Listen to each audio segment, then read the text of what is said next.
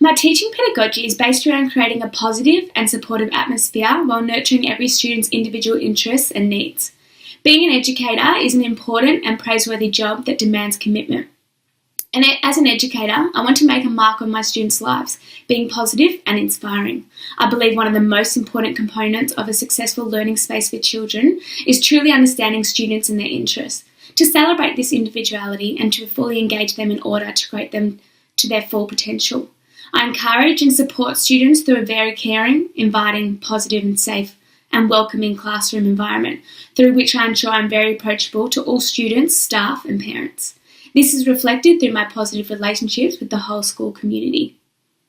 As a teacher, I hope to take a constructive approach in my teaching stance. I believe children getting out into the world and taking on their own learning is very important. Experiments, field trips, etc. I think is very important in a child's education, as that's where a lot of learning actually happens. As I mentioned before, and I'll mention a lot during this video, is students' needs and how they learn are always different. For myself, I've always learnt better visually and hands-on, and a constructive approach has always worked really well for me. So I hope I will implement this into my teaching and implement a lot of chances for the students to go out and learn on their own, but also with guidance from myself. An approach that has influenced my teaching is the 5E instructional model, engaging, exploring, explaining, elaborating and evaluating. I think this is a great approach because it's the exact steps that a lesson needs to be successful. You need a moment where the children engage, you need a moment where the children can explore, and you can implement experiments, going on excursions. So that's like the fun, exciting part. You need a moment where you can explain to the children the full depth of the information so they have a true understanding of the learning occurring. Elaborating and evaluating.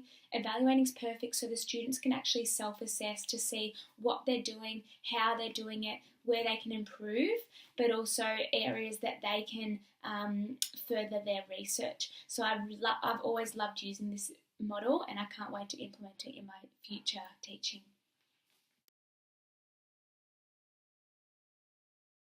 My first theorist that I'm going to talk about is John Dewey.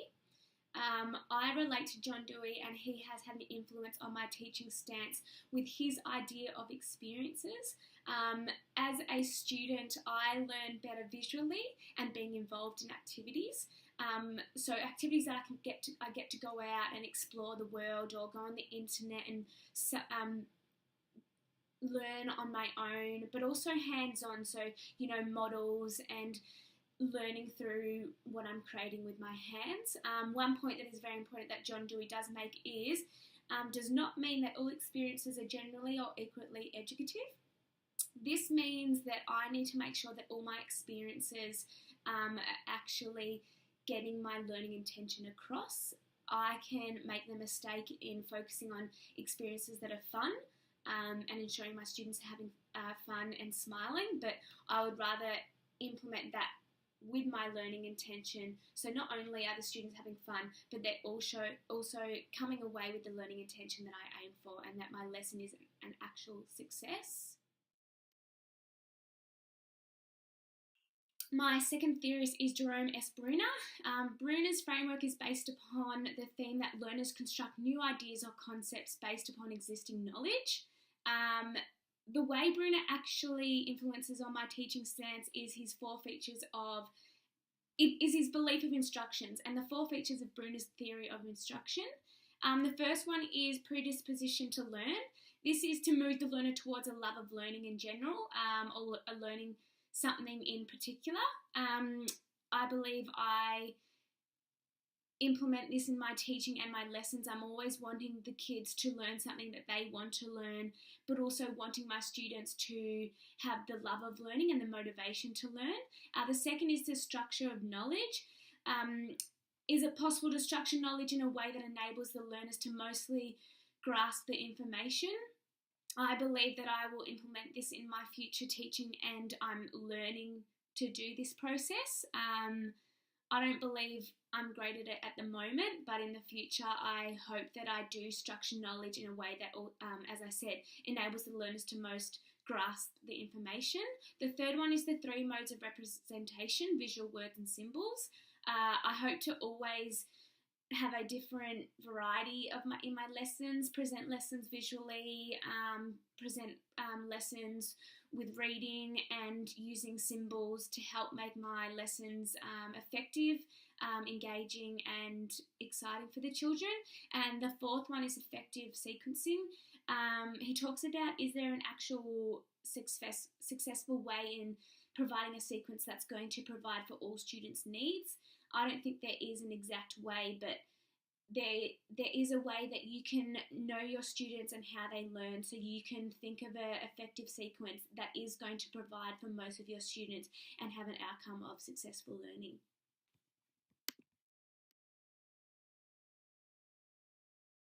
1.1 Know students and how they learn. One of my students on my placement does not know any English. For my first placement at the start of the year, I planned lessons, and one goal of mine was to always ensure that she was actively involved.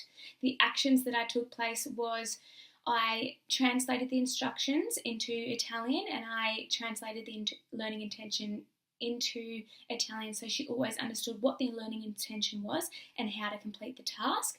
The outcome was very successful, as her work samples always showed that she had an understanding of their learning intention, and the actual learning intention was achieved through the work samples and what she produced. So overall, I was very proud because I thought of a way that I could always include her and always knew that she was actively involved in my lessons.